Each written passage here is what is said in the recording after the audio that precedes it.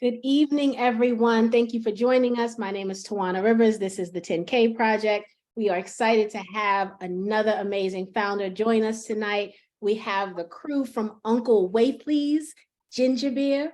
And when I tell y'all, this ginger beer is fire, it's fire. Now, I know I don't be lying. You know, I had to order it, so I wasn't going to say it was fire if it wasn't really fire. It's fire, okay? And so we're going to talk more about how it tastes a little later, because it's got like a little surprise in there that you don't expect. Like you read it on the label, but then when it hits you, you're like, oh, I see what he did there. So I actually had company this weekend and I ordered enough that I could share it, because you know, I'd be stingy. I'd be putting stuff to the side, but I was able to share it because I ordered enough and it was a hit. And so super excited for you guys to meet Carl Williams and Monica here to talk to us, Monica Freeman here to talk to us about Uncle Waithley's, how he came up with the product, the name, everything about it. First, I'm going to do what we do, and I'm going to take you guys to the campaign page, right? Because that's where the magic happens, right? And so let me share my screen. This campaign is on Start Engine. We go to Start Engine frequent enough that I feel like you guys know the campaign page layout, but I want to show you some specifics, right? So this campaign, as of right now, 7 days left, right? 7 days left. So you know what that means. You know that if you are interested in this, if you feel like this fits in your portfolio, there is zero time to waste, right? 7 days left. They've already raised $153,447.68. So congratulations on that. The investment is actually $7.30 per share. So this is a priced round. Y'all know I like priced round. Everybody be doing safe notes, and I love a good priced round. And so, so very, very good. Minimum investment is $250.58, and they already have 51 investors. What a wonderful raise amount from 51 investors. Very, very nice. Company is valuated at $8 million. Lot of information on the campaign page, right? Click through all of that. You know how I feel about the campaign page. Please, please, please look at all of the information. The founders put a lot of time and energy making sure you have all the information you need to remove any barriers of entry. But if you don't look at it, then you still have barriers of entry. So it's important to look at the entire campaign page. There's also the discussion area here. We'll open it up for questions and answers, but if you think of something later after we're gone, please post your questions here so Carl and his team can answer them for you. You'll see there are some additional questions out here that other people have already asked, and so it's always good to learn from those questions as well. All right, I am going to stop sharing.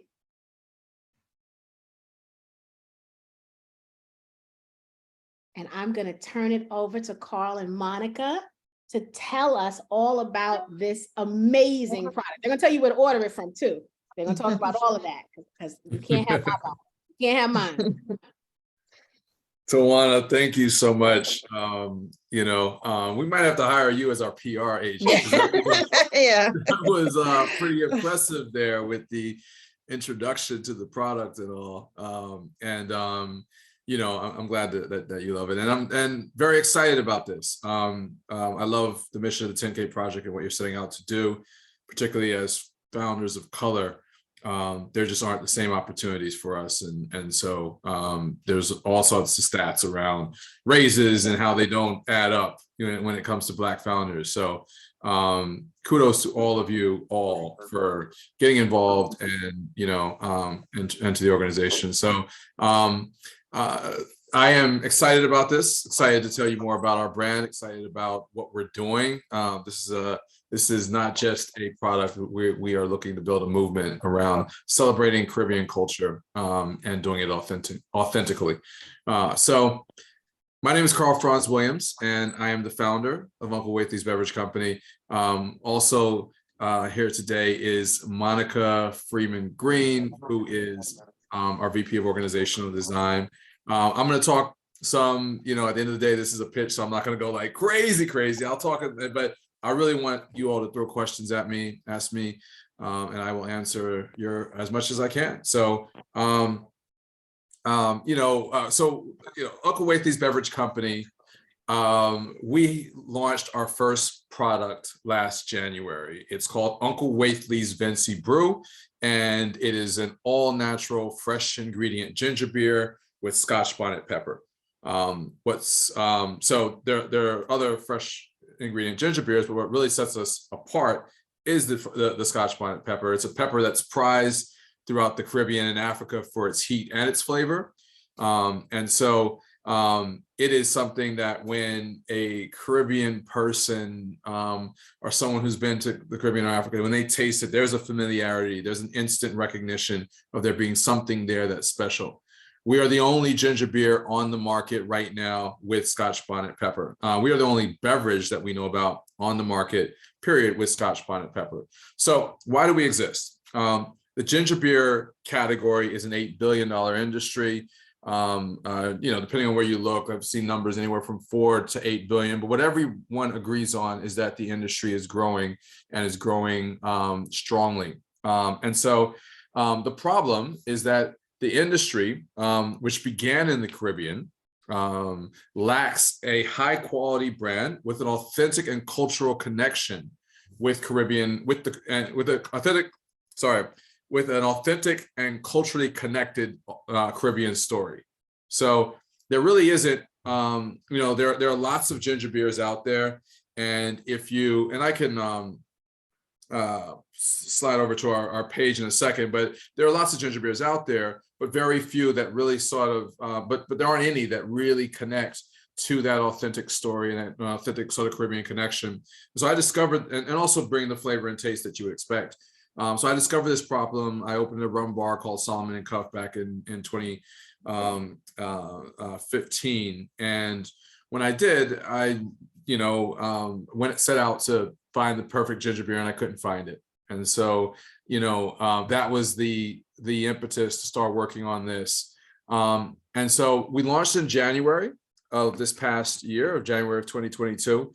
We before we even had a concept, we had a concept deck and some samples. We sit in the Whole Foods. They loved the product. They said, we'll give it a shot. And so we launched in January of 2022 in the Harlem store. We quickly became the fastest selling ginger beer in that store by a multiple of about 10x. That led to Whole Foods saying, is it sort of a fluke? Are you guys serious? Or did you live in Harlem? Are you just paying off all these people to go buy your product? And so they launched us in Nomad, which is north of Madison, but a neighborhood downtown Manhattan. And then they launched us in Woodcliff, New Jersey. Prior to them launching us there, I'd never been to Woodcliff. Still don't know much about Woodcliff. All I know is a suburb where a lot of people don't look like me.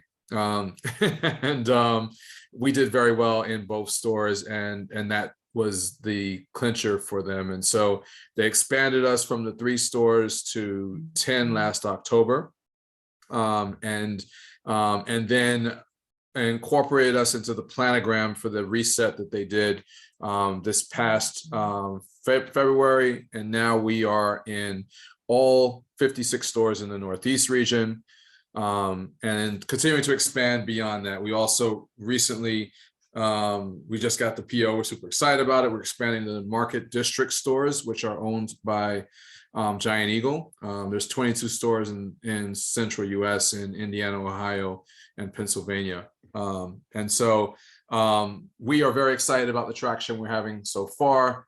And we recognize that part of that is because we have a great product. Part of that is because the market is rapidly expanding for what I like to call alcohol aligned brands. So these are brands that are mixers, or also are mocktails, are substitutes for drinking. And we kind of serve both purposes. You could drink it on its own, or you can mix it in a cocktail. But they're looking for beverages. The market is looking for beverages like that deliver on craft cocktail complexity and quality. So rich flavors, balanced really well. And that's what our product is.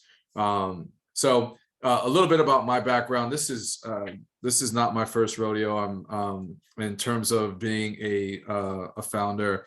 I've launched several mixology and cocktail bars, and they've gone on to do pretty well. 67 Orange Street in Harlem was rated by Esquire magazine as one of the top 27 bars in America. And we also, you know, right now, if you go to Time Out, top 50 bars in New York, we're on those lists. The Anchor Spa in New Haven, Connecticut is another one of our bars that also does phenomenally well. And so, you know, I'm nationally recognized as an expert in this space and someone who creates, you know, amazing bar programs, but also amazing cocktails. I do a lot of speaking on it, talking, you know, consulting, etc. And so, building this, you know, this ginger beer, I built on that experience. So these are, you know, you think of, we like to say these are mixologists perfected, you know, Caribbean flavors that you're getting here. And so it's balancing out everything in there. The ingredients in the product are ginger. We use Peruvian organic ginger, turmeric, use organic turmeric, lime, fresh squeezed lime. That lime sort of balances out the sweetness of the pure cane sugar that we use.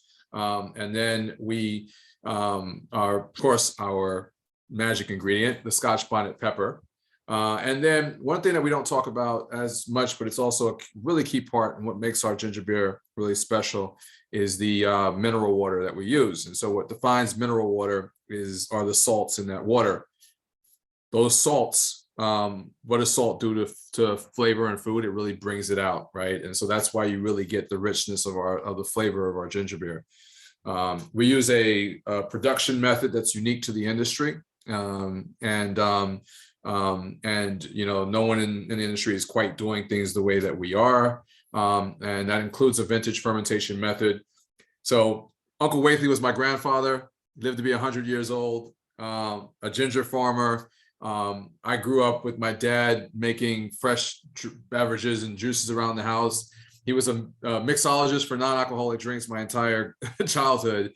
And so, you know, I kind of got that from him. And so this is inspired by that culture. You know, one of the things he told me is that if you're going to make a ginger beer, you got to let it rest. And so our ginger beer is allowed to rest and mature. We call this our vintage fermentation method. It's what we do to really enhance the flavor of it. So there's not another ginger beer on the market quite like it. And so far we're seeing the results of that in terms of the traction that we're having. So I actually wanted to jump back to sharing to the campaign page, and I wanted to so I'm going to go to share screens, and I wanted to talk about a few parts of here that I think are really important for you all to see. So I'm going to share screens here. All right. And so I talked through, you know, sort of the pitch and what we're about. So it went through this, you know, the process. You've seen, you know, a lot of this mixologist perfected flavors. In setting up the problem, you know, I talked about there being a lot of ginger beers on the market, but there's this idea that there are, you know, nothing quite that's like a high quality brand that's health conscious, that also is you know, delivers on the Caribbean culture. So those legacy brands, I mean, if you know brands like Barrett's and Gosling's and D&G, you know, Old Jamaican, these are brands that have been on the market for a long time, often made by large companies, and you know, often made in a way high sugar, things like that. So they don't serve the same focus of being a high quality brand that's also health conscious and that's also authentic, right? So and then you have mass market brands like Reed's and Bundaberg. Reed's markets itself as a Jamaican style ginger beer, and that I know of. I don't know if there's anyone Jamaican in the company, but you know, so there's this idea that there's, you know, but they're mass market brands. They're everywhere, and they don't really understand the culture and connect to the culture in an authentic way. There's some brands that are very much on the health side of it, and lower sugar, often healthier, but they don't have the Caribbean connection. And oftentimes in the sake of pursuing health, they lack flavor and taste. And there's some brands that have dedicated what they do to being to focusing on mixology and winning on premise. We see that as a big opportunity, but we also think that the beverage should be good enough to be drunken on its own and not just as a mixer. And so that's why we developed Uncle Waithley's, and that's why, again, why I think it's done so well. And so that's what you'll see here. I talked about the growth. This chart was at the end of Q4 of 2022. We had sold 20,000 bottles at that point. In the first 2 months of 2023, first 3 months, we're pretty close to passing that number. I think we actually may have passed it with the POs we just got. So if you think about it, what we did in the entire of last year, we've done in the first quarter of this year, and that's with and we're at the beginning of the sort of the scale that we're expecting to achieve this year. So we're on track to be in 80 large format grocery stores by June, and probably 2x that before as we continue to scale through the year. So we've gotten incredible feedback from our customers. People love the ginger beer. As Tawana mentioned before, it tastes pretty good. There's our team and a little bit about us. So the thing that I talked a little bit about my background. There's a lot of stuff on here, in terms of, but there's a couple key things when I sort of said, like, this is not my first rodeo. So I spent the first part of my career in brand management. I worked for Procter & Gamble and then for Pepsi. My last job at Pepsi was in innovation. I was creating and developing new products for Pepsi. And so and then, I spent the next 14 years after that launching and opening great bars. So this is truly full circle. And what you don't get in this is that, that the experience of, like, this is a culmination of what I've done to this point. And so this is really something that I'm particularly passionate about. And I think there's a huge opportunity for what we're doing. So the other thing that I think when you look at our page, it's important to kind of come to this area down here where you get into the terms and all. I won't go into the terms. You can view them on your own, but I do think it's important to check out the Form C, our offering memorandum. And so that is here. And so if you click on offering memorandum, it takes you to this detail. There's a lot of information in here. And if you really have a lot of questions, about the company, you can get so much information from here in a very detailed way. So I highly recommend doing that. I'm not going to go through it all right now in terms of all the information here, but I will talk about a couple things related to it. One is sort of, and we like to and provide a balanced perspective. And so the idea, as I'm talking about all these great things, there are some risks, obviously, in making any investment. In our case, there are two that I think I like to talk about because I do think we have great solutions for. One is that we rely on outside partners to manufacture our products, co-packers, and our process is very unique.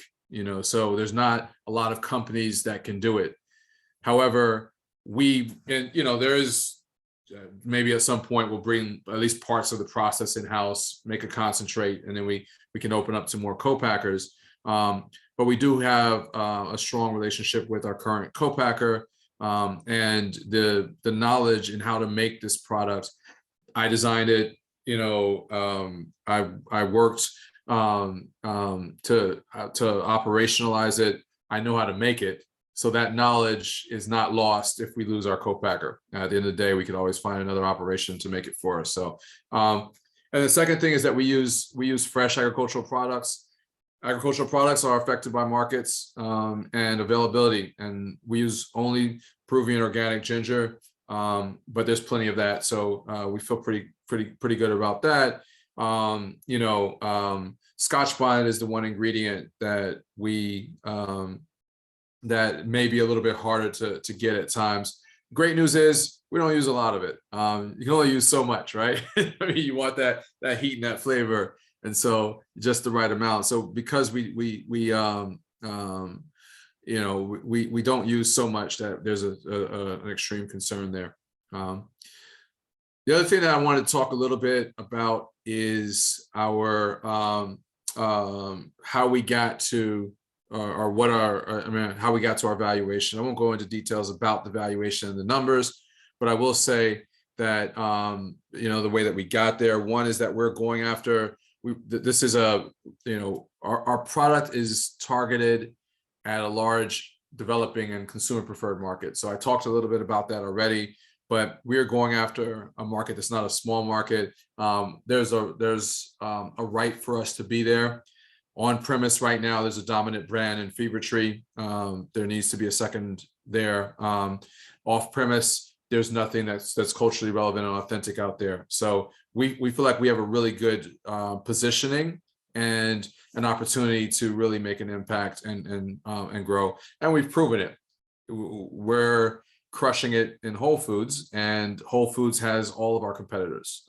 We actually shelve next to them, and we're still seeing the traction numbers out of Whole Foods. So there's another one that I think is pretty cool. And our positioning as an authentic Caribbean and Black-owned brand is very important to our consumers. It's also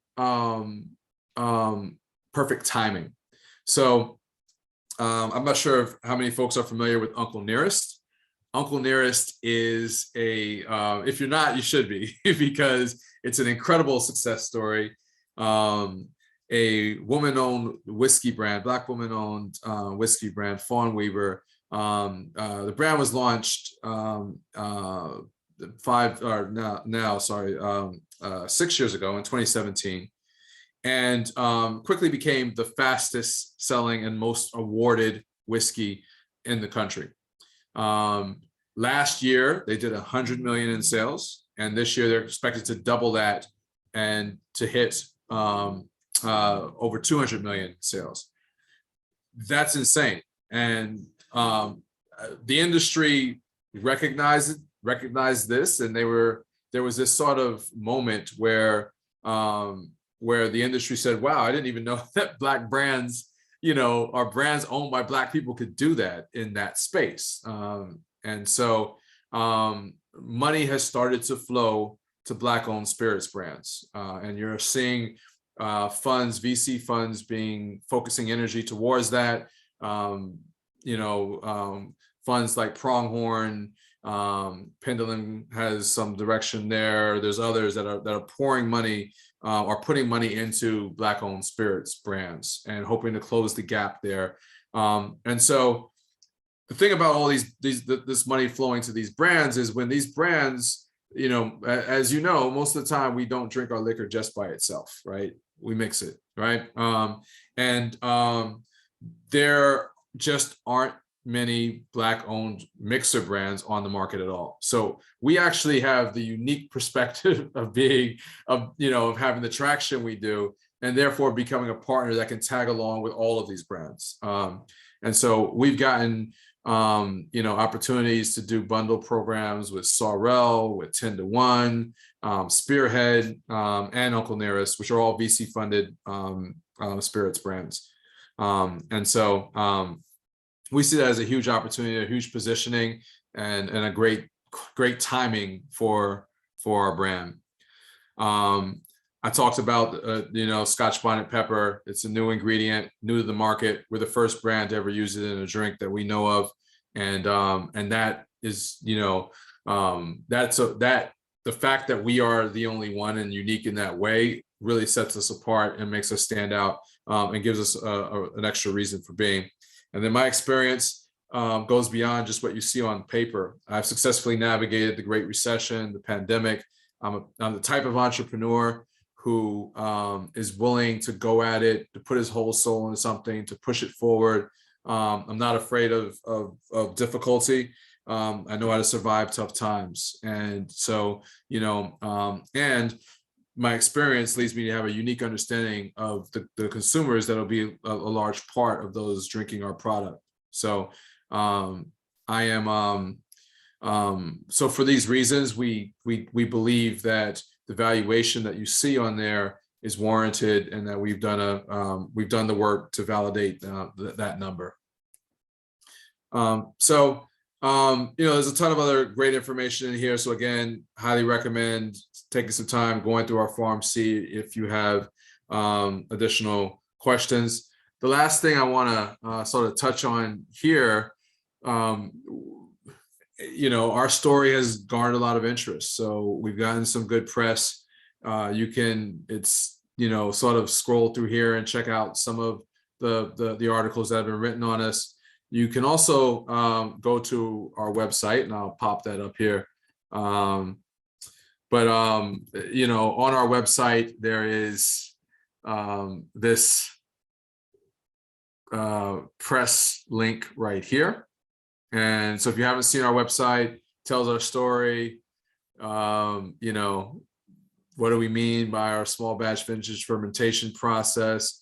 We're developing this part of our site out a lot. So we have some really great content. I mean, we're passionate about culture, and particularly Caribbean culture. Our tag is Spice Up Your Vibe. And so we're bringing some really cool, culturally relevant marketing to the marketplace very soon. So we're very excited about that. We also have some great recipes for bartenders who want to use this. As I mentioned, you can click here on our press page, and these are some really great stories that have all come out recently about our brand and about what we're doing. So check this out. Like I said, there's more here than even on the Start Engine page, because all the Start Engine page we did a few months ago, and most of these stories that you'll see here have come out since then. Last thing on our page, these updates, there's a little story about Monica if you want to meet some more of our team. I love this. I mean, this is for Women's History Month, and Monica's been great to work with. I'm blessed to have an incredible team. I think that it speaks to what we're doing, that people with this kind of talent are willing to come in and work alongside of me. So I feel very blessed for the team that we have.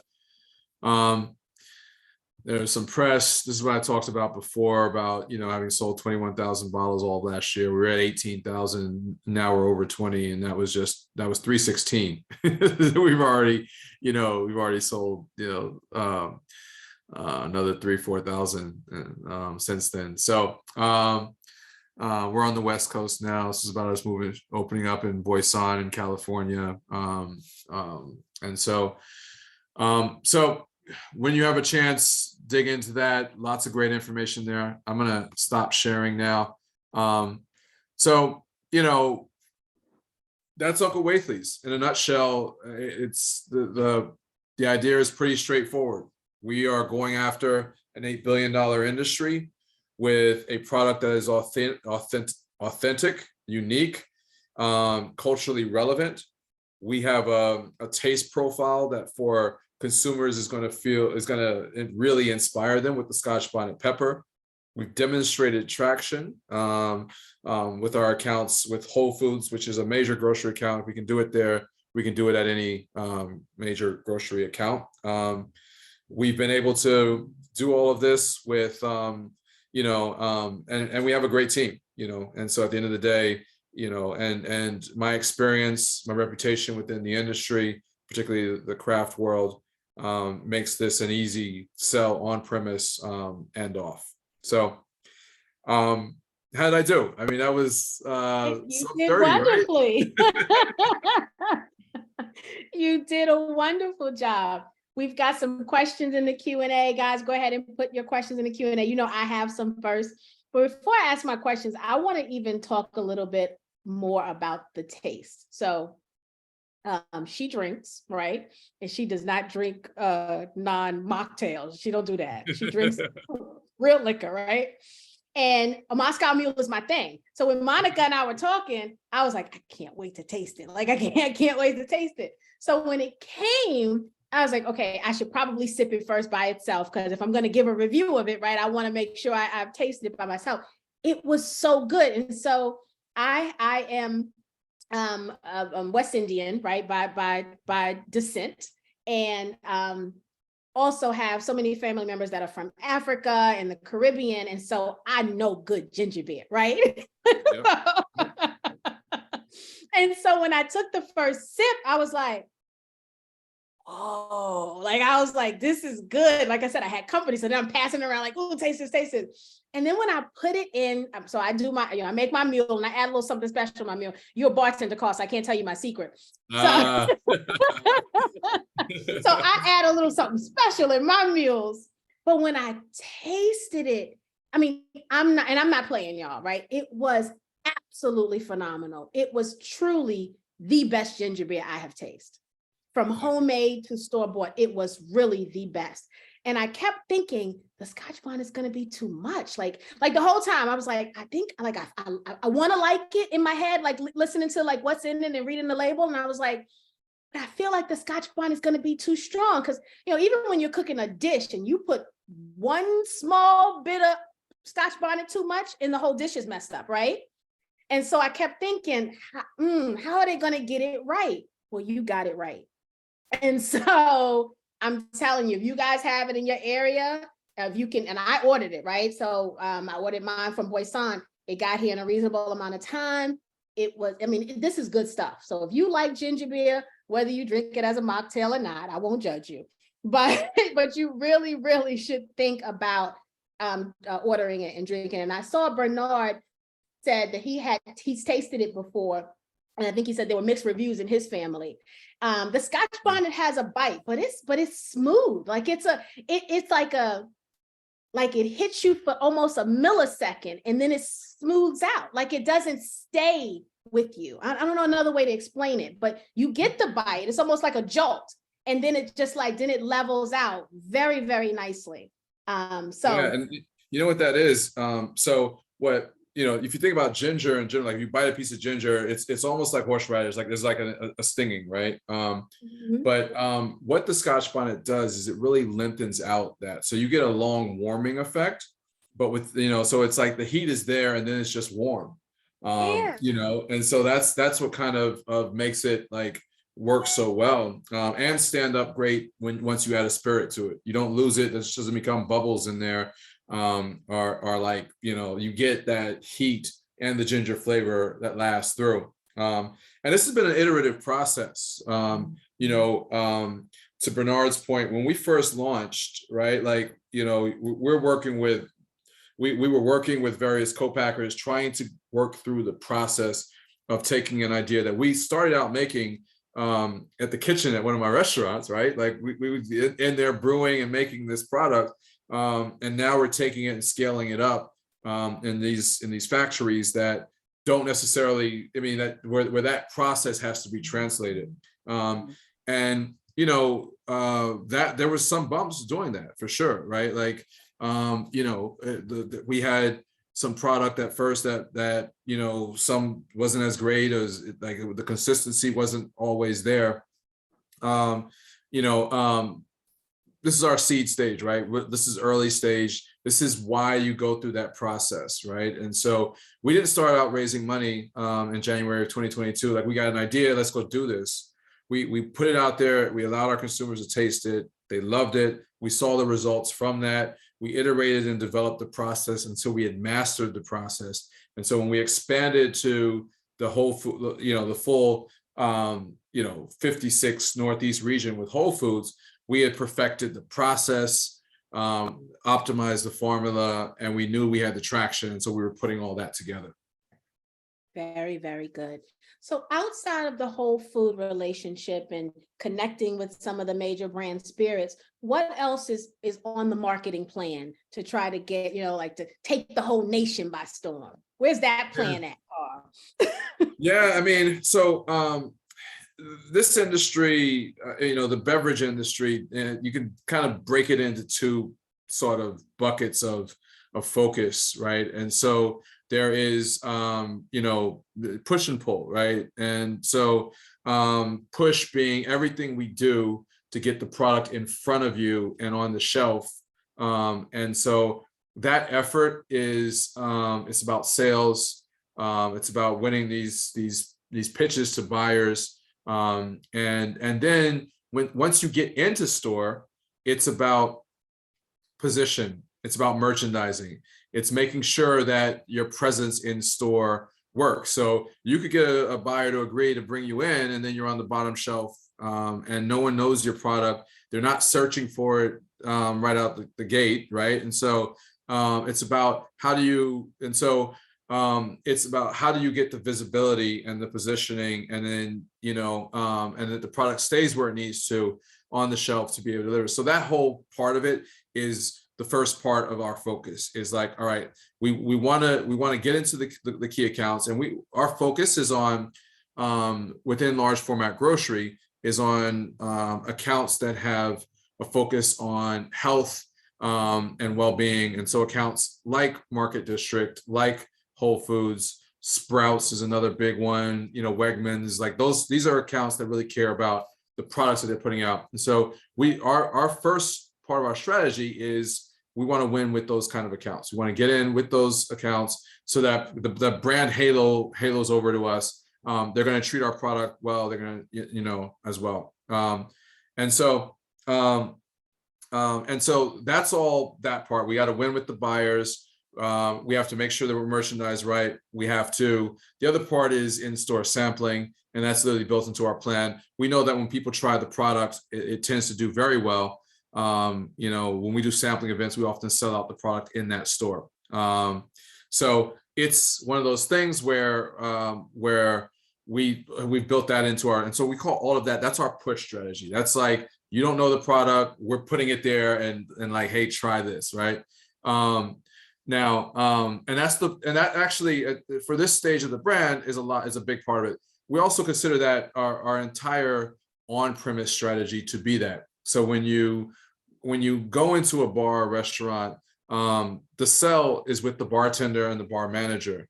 Once the product is, and it's getting in there, it's getting on the menu, you know, it's are replacing the ginger beer that's in-house, right? Those are kind of the two ways that happens. And then it's the product that's served, and then people respond to it. But again, it's this strategy of sort of, you know, here it is, right? You know, the nice thing about large format grocery is you can win with one buyer and get 100, 300, 500 accounts, right? On premise is, you know, you're generally hitting each restaurant or bar one by one. And so it's a harder process, but we're doing both of those things. And that's our trade and push strategy. Within bars, we are sort of, again, segmenting that. We are focused on bars and restaurants that have craft or elevated bar programs. You know, that's where we make the most sense. And then on bars and restaurants that have an ethnic focus. So against Caribbean or African in terms of their menu or style. And so that's something that's an area where we also have a right to be and a right to win. So that's our on-premise focus, is really those two types of bars and restaurants right now. You know, any bar that makes a good Moscow Mule at the end of the day will be a good customer, but by winning with those two groups of bars, you know, we're in a better position. But the other side of that, so that's our entire, you know, push strategy. Our pull strategy is at this point really about word of mouth. And, you know, we don't have, we're a small brand, we're not hugely funded at this point. So what we're able to do in terms of event activations and all of that sort of thing are secondary to the, you know, when we get to the point where we're funded to do that, then we would build an entire event activation strategy, and we'll make sure we're at key events where consumers will get to try us and it improves our halo. A classic example will be Afro Punk in New York City. It would be the type of event that we'd want to be at, you know, as well as trade related events like you know, Tales of the Cocktail and Barcom in Brooklyn, those kind of things. But the other side to that is word of mouth. Like I said, word of mouth driving action that we can do to scale with a limited budget. So PR is a big one for us. And so you look at all the press that we've been able to generate. A lot of that's because we have a PR agent, actually, a publicist actually actively pitching stories about the product. And the great thing about those stories, those write-ups, they generate a lot of word of mouth and buzz about us. The second thing that we are doing is through through celebrating the culture on social media. And so we're really breaking into that now more than anything. So that strategy is one that we're starting now. We're in sort of the early stages of it, but if you were to go to our Instagram, you're going to see imagery that speaks to who we are, what we believe, how we celebrate the culture. And we're starting to put that information out there, those stories out there to drive buzz. And we're going to celebrate people of Caribbean heritage and their accomplishments. That also drives buzz. All that's about word of mouth and word of mouth driving. So that's how we plan to do it. It's like I said, primarily push strategy at this stage, but with pull activities around driving word of mouth. Very good. Very good. All right, let's get to some of these questions. Don't forget, guys, if you want a question answered, please put it in the Q&A. If you put it in the chat, I may miss it when the chat goes up. So just put it in the Q&A for me. Anonymous says, are there levels of heat? The right level. So, again, this was developed. And I may be misunderstanding the question, so I'll answer it and then I'll dial back in a second. But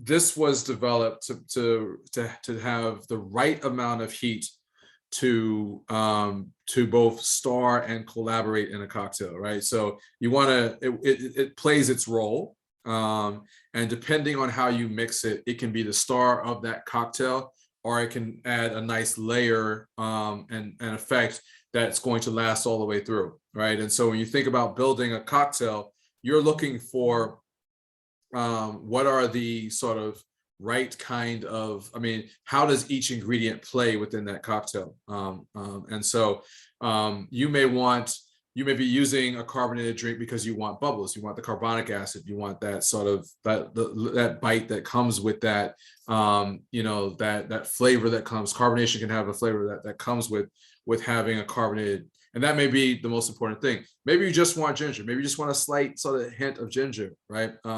Maybe you want the bite, and I think that in the best ginger beers and the ones that work best in cocktails, particularly when the ask is for a ginger beer, that those things come together, without taking over the other aspects that you're trying to do. So you don't want to be too sweet, right? Because if it's overly sweet, now you've added too much sugar to your drink, and now you have to think about how you dial that back. And you don't want to be overly bland, and now you're trying to figure out how to beef it up a little bit in the cocktail. And so I set out to maximize all of those. And so the heat in this cocktail is enough to punch through, to last, to enhance the cocktail, and also to be when you drink it, right? It's a long warming effect, sort of lasts. But it's not too much. It's not so much that you can't drink it. You can't drink a bottle of it without coughing, or you can't, where it takes over the cocktail and the cocktail is just pepper. It's not that, right? There are levels of heat, by the way. So if the question was more semantic in terms of are there just levels of heat, the question is absolutely. There's actually a measure for it, but. I'm assuming that you meant, is there a right level for a cocktail? Is there a right level for a mixer? And I firmly believe there is. Very good. Dean said, is the beverage carbonated? Absolutely carbonated, yes. For those who know carbonation, we targeted 2.7 to 3.2, which is like the amount of carbonation, and it's a nerdy factor, but the idea is that the bubbles are good, and it's carbonated, you're going to burp, so, or belch, I don't know what you say. So yeah. Very good. John said, what happened in Q3 2022 and what is the projection for Q1 2023? What happened in Q1 2023? We expanded Q3 2022 and then Q1. So let's leave the question up so we can capture it. Okay. Q3 2022. So let's tackle that part first. Okay. So in Q3 2022, and I guess you're asking from the standpoint of, I I'm wondering, is it just, I mean, I wish there was a little bit more to I that would imagine, question. John, John, are you looking at something? Are you looking at the financials? Because I think it's interesting that you skipped a quarter in there. So it tells me you must be looking at something specific. Did Q3 have a fluctuation of some sort?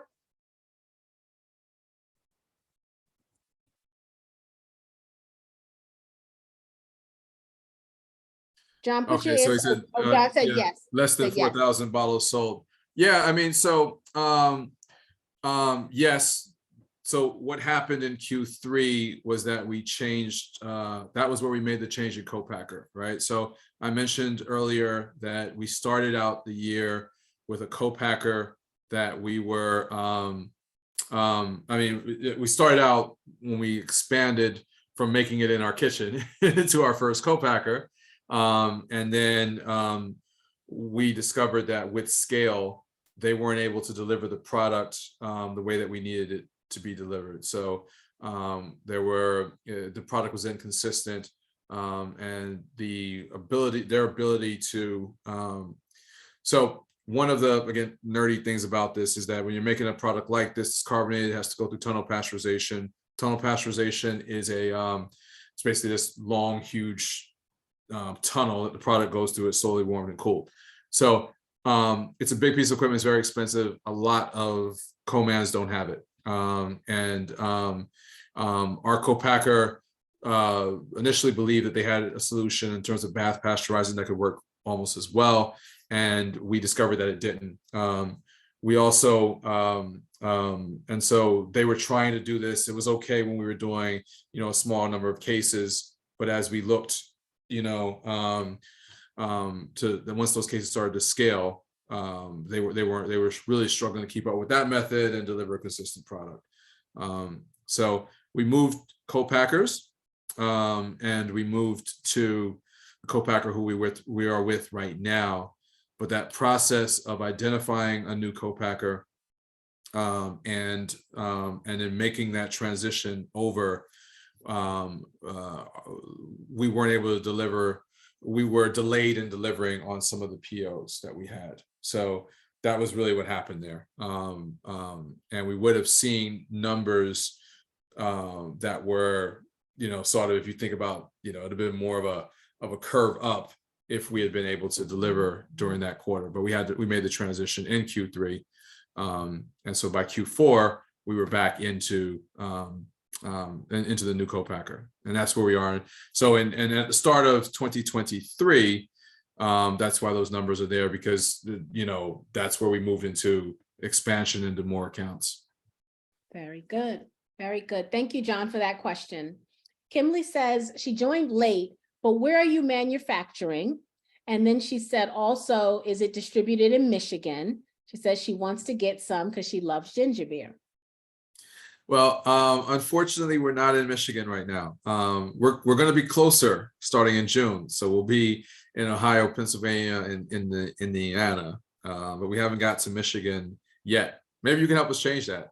Come on, jump on, make an investment, and then, call me up and say, hey, Carl, like I got some contacts over here. I can help you get in Michigan. And I'll be more than happy to look at it.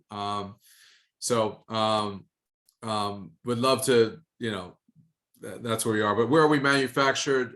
We are manufactured at California Beverages, which is a large co-packer in Los Angeles.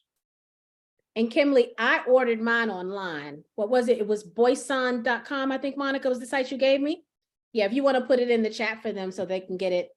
And it came pretty quickly. Yeah. I think I got it in.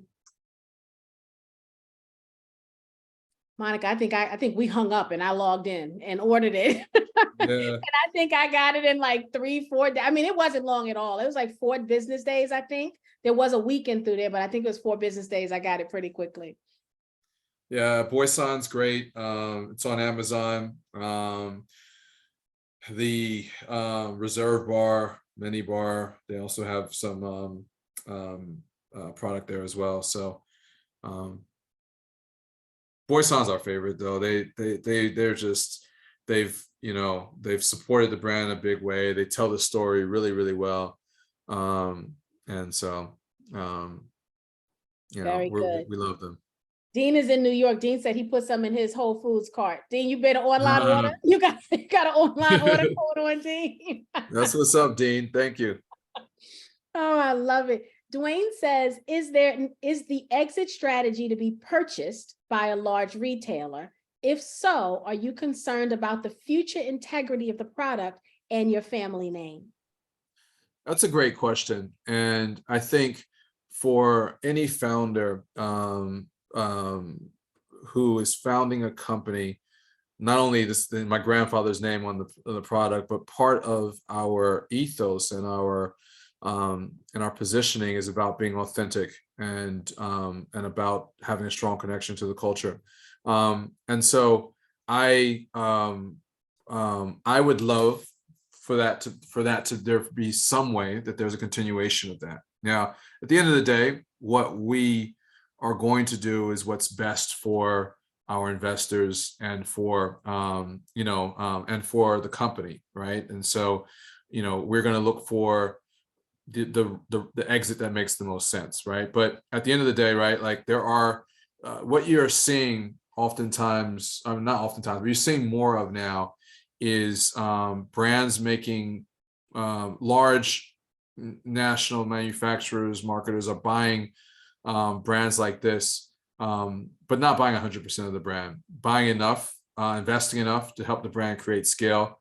But because that authenticity and that credibility matters, they're leaving equity on the table for the founder. And so that would be our preferred. I would love it if this brand is 51% at a minimum forever, right? Like, minority, Black owned, Caribbean owned, but ultimately, again, this is, I recognize my responsibility as CEO of this company is not just to deliver for my team and for our customers and consumers, but also for our investors. Very good. Thank you for that. Dinah says, I apologize if I missed this. So there's multiple questions, so we'll keep this question up for a little bit. What is the raise goal for this round? And how will you spend the money? And then also, what's the cost to produce versus sell price? So let's start with the first thing. What's your raise goal? All right. So, this is our seed round. And so I would say our goal is consistent with the seed round for brands with similar valuations. So we would love to get this number to $1 million, right? Like that would be, and if you look at it, the max on this is right at $1 million. And so we see that this start engine raise as we will stay with this. There's 7 days left in it. We may extend it. Depends on what happens with Start Engine. We've spoken with them about extending. There's no guarantees at this point. We won't know. We haven't heard yet. So that's why we're saying if you're interested, jump in. But we will either this will extend it and we'll continue raising for as long as it makes sense, as long as we continue to have traction with it, or we'll continue this journey in a more direct method. So, but we want to keep raising. We know that in order for the company to be successful, that we're going to have to raise, near $1 million, and that will probably be back in for a Series A, where we're looking at 3 to 5. Nice. And how will you spend the money from this round? Yeah, so we detail that on the Farm C, and so you can definitely check it out there. But the 80-20 is marketing and sales and sampling. That's where 80% of the funds are going to be used. And then the other 20%, we listed as working capital and inventory. Now, the challenge with inventory for a company like ours is, if we're using our money to buy inventory, we're not in growth mode, right? We have a pile of inventory and no funds to grow, which is why that number is on the smaller side. But we do recognize that there's an opportunity from the economic standpoint to buy in bulk, right? So our biggest cost is packaging. We pay more for the packaging than we pay for what's inside the bottle. And the way that you get that number down, all the numbers down, is in buying in bulk. So, this is sort of one of those things where there are declining benefits to buying in bulk. At some point, so you kind of reach a point where that plateaus enough that you shift you don't buy more there, you shift more of that resources towards marketing and sales, which is where we're focused. But we see the opportunity, and particularly for this raise, and we looked at this as an 18-month runway. And how do we get to an 18-month runway so that we can scale,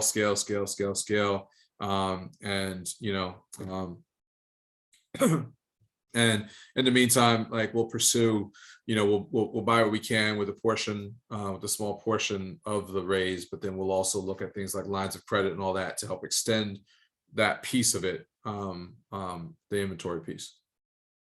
Very nice. And then finally, what's the cost to produce versus sell? So that's the exact numbers, from my understanding, I'm not supposed to say those numbers. It's, with Start Engine and the raise, like, that's not information that we have in our Form C and on the site. So I can't give you those exact numbers. But I can say that our margins, our gross margin on the product is, particularly on premise, is on track with where you would want to be. So, on premise, our margins are upwards of 45%. It's a little bit harder in grocery. We're a little bit more squeezed there on margin, but we are generating gross margins that are consistent with where a beverage company would need to be at this stage. Right. Very good. And just for anyone who's not clear on kind of what Carl was saying just now, the SEC governs what a founder can talk about during these kind of presentations, right? And he can't disclose anything that's not already pre-disclosed in the Form C, because the Form C is the document that was filed with the SEC to get permission to sell the security itself. And so, guys that think he's being evasive, he actually was being a very responsible founder by answering that question that way, which I think speaks volume to how he's educated himself on the process, as well as knowing his product. So, very good. And then Tiffany said, if not extended, what happens? Well, Tiffany, if not extended and you wanted to invest, but you don't in 7 days, what happens? Or what happens in general? So the campaign's going to end in 7 days unless they extend. So I think from an investor standpoint, we've got to do our due diligence, like John has started to do already, right? And decide if this fits in our portfolio.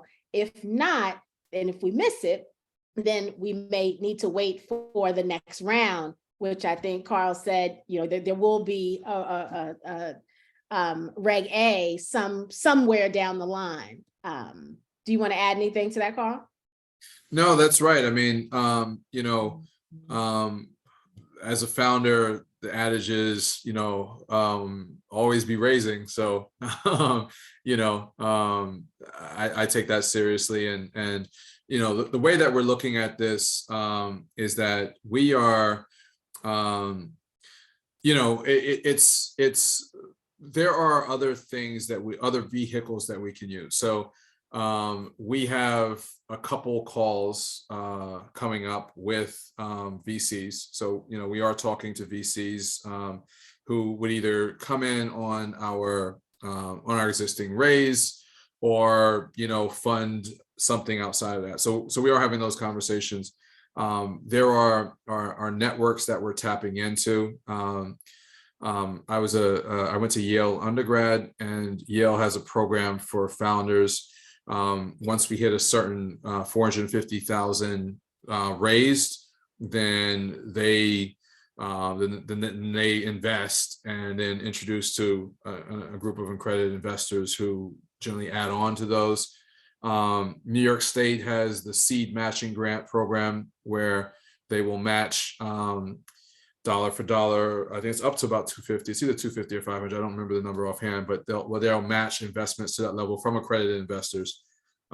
So we are going to be working all of these vehicles to continue to raise, through that sort of $1 million range.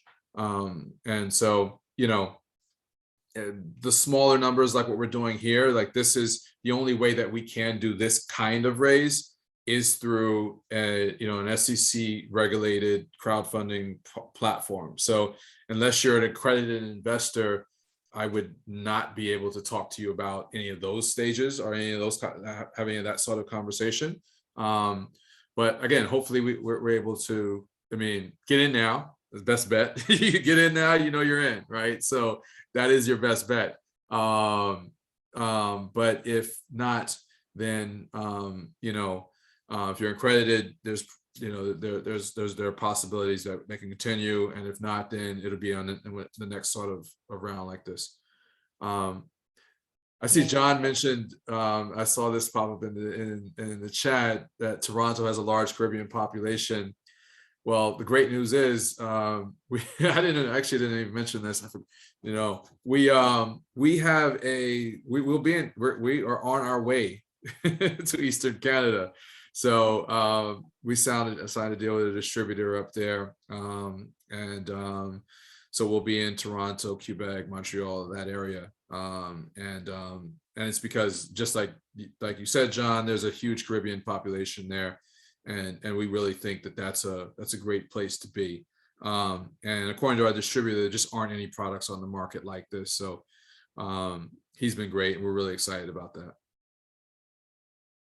Very, very good. And Tiffany, I'll go even further to say, having Black founders come through the equity crowdfunding route to raise capital is not the majority, right? We have these pitches every week, and trust and believe, it ain't easy to find the Black founders, y'all, right? It's not easy. And so when they come this route to give the community an opportunity to invest, it really is a big deal, because there's so many other options for them to raise money. And this option is a lot of work for the return, right? It really is a lot of work for the return. And so when we get these opportunities, if we can, right, we need to take advantage of them. I can tell you, I thought it was going to start getting easier to find Black founders because the word would get out, right? We're educating founders on equity crowdfunding. I see education happening other places. The portals are educating, but it's not catching on in our community like wildfire yet. Now, I think it will, but it hasn't happened yet. So these opportunities are a big deal when we find a company that's actually doing the work, right? And not just an ideation stage or needing the money for MVP, like they actually have, right? It's real, right? I bought it, right? This is not just I'd like to one day put my ginger beer in a bottle, like he did it. And so, having those opportunities are not as easy as we think. I think we've spoiled you a little bit because we got the Black founders coming in here every week, but a lot of work goes into filling a week. And, so I hate that it's only 7 days left. I hope they get the extension.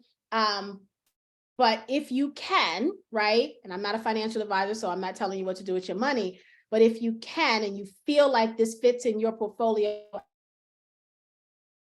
one you may not want to wait on. This might be one you want to. We talked about the investment club yesterday, right? This may be the one that you say, to your cousins or to your siblings or to some of your aunties and uncles. You come and you say, hey, y'all want to get in on this? Like, let's do it, right? And maybe you put it in your name because it takes a little more. It may not take 7 days to get an LLC. Actually, you can go to places like InkFile and all that. You might get it expedited in 2 days. But I say that to say is you have an opportunity here for even group economics, right? We talk about that all of the time. And so these are the opportunities we have where we need to think outside kind of what we believe is possible and think bigger than ourselves, share these things. We're going to share the link with your family and friends anyway, right? So now have the dialogue of, hey, y'all want to do this together? This seems like a pretty cool company, blah, blah, blah, blah. Here's the due diligence information. And let's go in on this together. I think it's good to consider that. And you guys know in the Knowledge Center, we've got that whole series on how to create the family bank. We talked about it yesterday in our session. Family bank is just a fancy name for an investment club that also gives loans, right? So we have the whole series. We give you templates. We tell you, how to have the discussion. We give you all of the sample operating agreements. Like, we do a lot of the work for you. Really, all you need to go is to get the LLC and the EIN. But just consider that. I wanted to just share that because I don't want you to think, oh, it's 7 days left, and maybe I don't get paid. Maybe I already got paid last week. I don't get paid till the week after, right? And we know that every check is not a disposable income check. We're gonna keep it real, right? Some checks are mortgage checks or card note or childcare, right? Or and so we could not be in the week that is the disposable income check. But you might not be in that week, but maybe your two cousins are that you cool with, and they ready to go in on you with this, right? And so just consider that as the options when we're thinking about investing in anything, really, and taking advantage of an opportunity. So I just wanted to say that and remind you that group economics is real. And in our community, sometimes we need each other to get to the next level. And I was really digging. I mean, well, I just love hearing you talk anyway, Tawana. I think you drop jewels, like dropping knowledge, just boom, boom, boom, boom, boom. I love it. But there is just there aren't a lot of Black companies raising, especially on the bigger platforms. WeFunder, Republic, SE, Star Engine, what we're on. And it's a lot of due diligence that goes into it. I do feel like investments on certain platforms you can feel pretty good about, because the compliance process that you go through and the compliance process we went through is very rigorous. Everything from bad actor checks to just detailing all the information. Every point that's in there and in our Farm C has been fact checked, and referenced and resourced and the like. So at the end of the day, the idea is that what we've done and what we've been able to achieve with very little, in the time that we've been able to do it, is rare within beverage, within an industry where it's larger companies will put products out. They'll saturate the market with the product. It's very expensive. They jump out 10 million, put it everywhere. And that's how they build this. And so for a startup company, it really takes having a great product and figuring out a way to stand out. And I think we've done both of those things. We stand out. We're unique with the Scotch bonnet. We're unique with the founder's story. We're unique with the authenticity that we represent within the Caribbean culture. And then the product itself speaks for itself and has performed extremely well when put up against other ginger beers in scenarios where the competition is there. Very good. Very good. Thank you so much for that. All right. Any final questions before we close this out and give our final remarks, guys? Now's your time for any final questions for us right here live. But remember, if you think of something later, you go to that campaign page and go to the discussion section, and you'll be able to ask additional questions. I'll start, and then I'll let Monica go, and then I'll let Carl close it out. We know why we're here, right? You know why you joined the 10K project. I know why I started the 10K project, right? So we understand the assignment. But now's the time to actually act, right? And activate. And so, the way we do that here at the 10K project is obviously do your due diligence and consider investing, right? That's obvious. But more than even that, you guys know how I feel about sharing the heck out of these campaign links, right? To me, that's more important, or as important as investing, right? Because the more eyes that see this campaign, the more eyes see the product, right? So then orders and sales go up. The more people that potentially can invest so that the financial goals can be met, right? The more people that get excited about the product and become walking billboards for it, right? And so our responsibility is to share this campaign, right? With everyone we know across all your social platforms, to your family and friends, and also do your due diligence and consider if this fits in your portfolio that you're building. With that said, I always appreciate the fact that you guys come and hang out with us and watch the replay and just love on the founders a little bit. They're working really hard to realize their dreams and to create good products and services for us. And so it just feels good to be able to give back to them and make this evening about them. So often they're fighting each other, trying to get that investment from people, right? And so to be able to have them come and tonight be just about them is a big deal. And the fact that we're all a part of that, we've become a part of Uncle Waithley's story. We've become a part of their journey. As we start seeing this product on shelves, we get to smile when we walk by it, or we get to say, oh, I'm invested in that, or I know that, or, oh, that's a good one. Get that one right there, right? And so we get to become a part of that. And so from an investor standpoint, that makes me feel good. But then also I know that from a founder standpoint, what we do is meaningful for them. They don't, I hear from founders all day how grateful they are, even when they don't meet the financial goal that they had set for themselves. They're still so grateful that we exist and that we've been a part of their success story.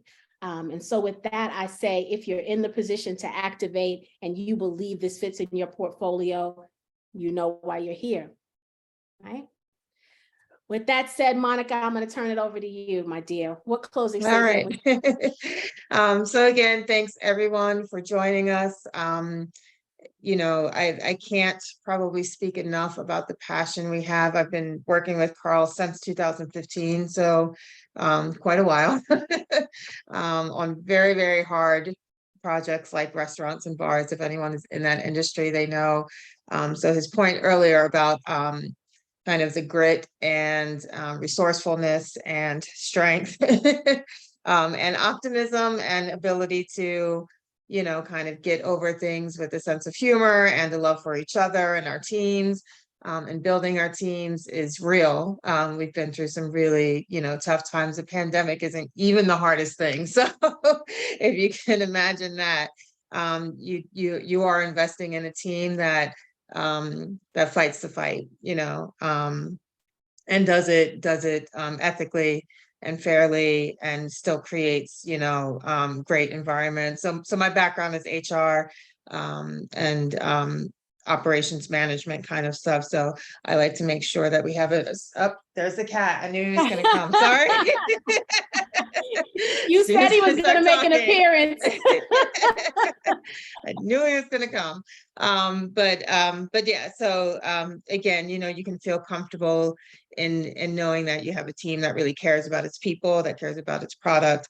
I make sure of that. So and lastly, you know, just you know, Tawana, thank you again. You're amazing. From the moment I met you, I was like, yeah, we're doing this. You know, I felt the love and the passion from you. And I know that the timeline is short.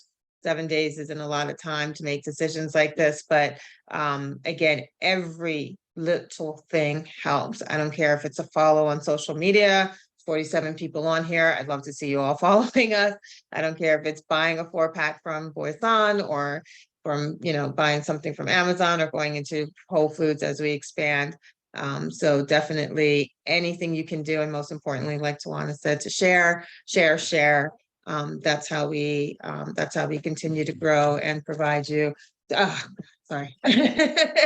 with all this goodness. So thank you. Thank you, Monica. You know what, Carl, before I let you close out, I'm supposed to ask a question, and my marketing team is going to kill me because I always forget to ask the darn question. But we'd like to put this question in one of the Black Chip clips. Why 10K Project? Why was it important to come here and visit us?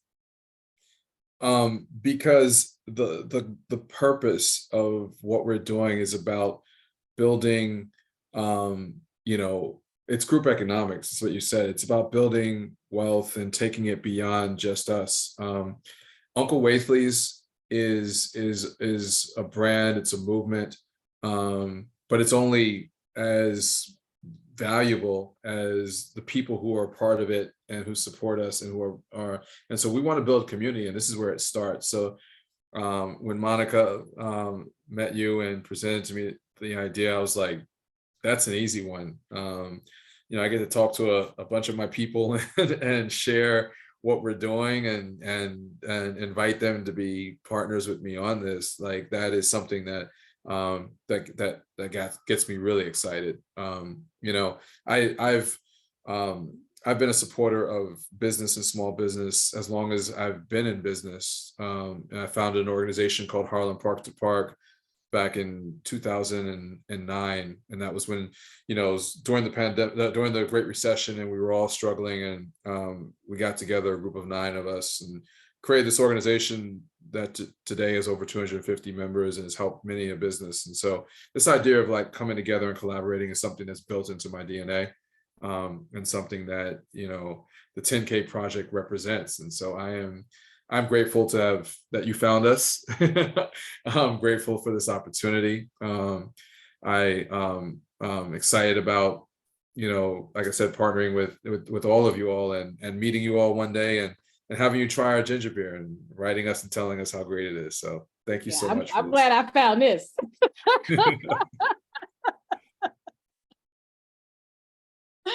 Oh my goodness. Thank you guys so much. This has been a pleasure to the community. Thank you guys for showing up. You guys are riders. I'm so grateful to have you in my corner. We're so glad to be in your corner, Carl and Monica. And so, you know, you guys know what to do next, right? This is just the beginning. Thank you guys for coming out tonight. We will see you next time. Peace and blessings, everyone. Bye-bye. Good night.